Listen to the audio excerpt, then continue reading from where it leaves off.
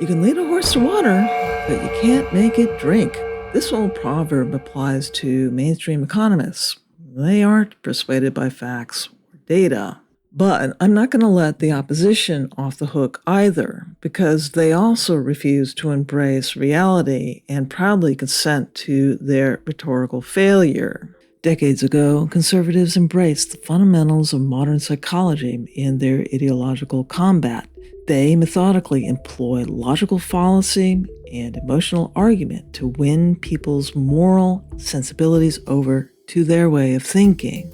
And because they have an entrenched position in academia, they are free to indoctrinate generation after generation of students in business and public policy. Yet the opposition insists on bringing logical toothpicks to an emotional gunfight. In an act of voluntary disarmament, facts and data are not meaning. They are not an argument. Systems of moral sentiments are.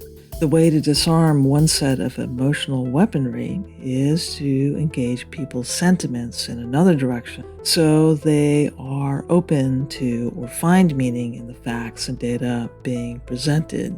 Last year, Roger Hallam made the related set of remarks in general about the strategy of the left, in particular to dealing with climate change, and his rather sharp remarks are applicable to this topic. The left is in a paradigm, right, of fetishization of information.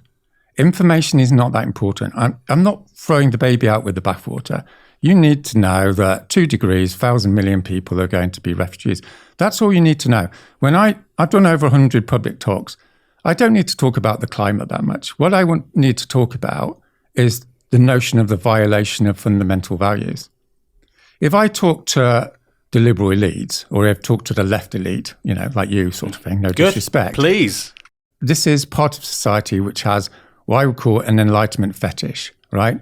In 1750, various white blokes of a certain age in Western society decided information was very important rather than belief and religion. And there's a lot going for it, particularly when you're dealing with natural science. When you're dealing with human affairs, it's relatively unimportant. What's important is the creation of moral systems and meaning systems. So when I talk to people like you or people in the liberal class, they're obsessed. They want to know the details of why we're going to go extinct. What happens at 60 degrees? Well, no, I want to know. I want to know your arguments. Of course, it's not an argument. It's information, right? No, but you've made a point, and I'm saying, well, how do you get that? I mean, that's a perfectly normal thing to do. Yeah, but if I go, we won't do that for most of the conversation. If I go to Sunderland and I talk to a working class grandmother, right, after 15 minutes, she's in tears. Because all she needs to know is, am I credible? Well, I'm reasonably credible. I'm a farmer, and why should I be bullshitting her, right? Yeah. Right? And number 2, shit's going to happen. What she wants to spend the rest of the meeting talking about is what she's going to do about it. Okay, this is the process of mobilizing people, in my semi-expert opinion, right? It's 5% information. It's 50% the confrontation with their values, their sense of violation, and it's 45% pathways to action.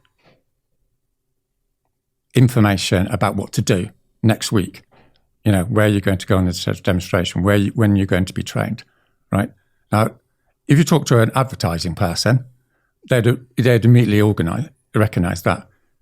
The reason the left is so, with no due respect, massively unsuccessful is because it doesn't understand the fundamentals of modern psychological research. Right, people are not interested in information. I agree with you. And we had Mehdi Hassan here last week. He made the exact same point. You need to be persuasive, not just through facts, but also through passion, through often humor.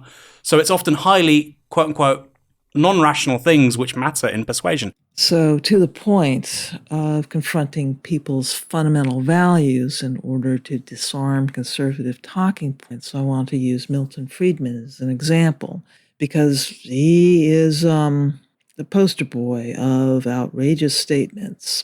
For instance, a rather infamous quote of his from a 1958 paper. It goes like this. Truly important and significant hypotheses will be found to have assumptions that are wildly inaccurate descriptive representations of reality. And, in general, the more significant the theory, the more unrealistic the assumptions. In this sense. I want you to just go back and read that aloud to yourself. Let that roll around in your brain if you're not familiar with it. Because normally it's simply shot down as a ridiculous statement. That's true. But I'd like you to consider for a moment what would motivate a highly intelligent man like Milton Friedman to consider and construct such a statement. Because the statement is immediately recognizable as a con man ask that people suspend their logical faculties. I'd like you to consider what it means to be asked to embrace arguments made in bad faith, and what it means that an entire academic discipline, mainstream economics at least, embraces and defends this kind of statement. Milton Friedman was allowed to make con men's ask that people abandon epistemology, that they submit to a psychic's con and whatever suggestions they could come up with. It is a frontal assault on reason and of Western values, which I might add conservatives claim to be the champion of, as well as being defenders of civilization. They've spent considerable time ginning up people's emotions around that topic, that conservatives are the champions of freedom and liberty and prosperity and reason.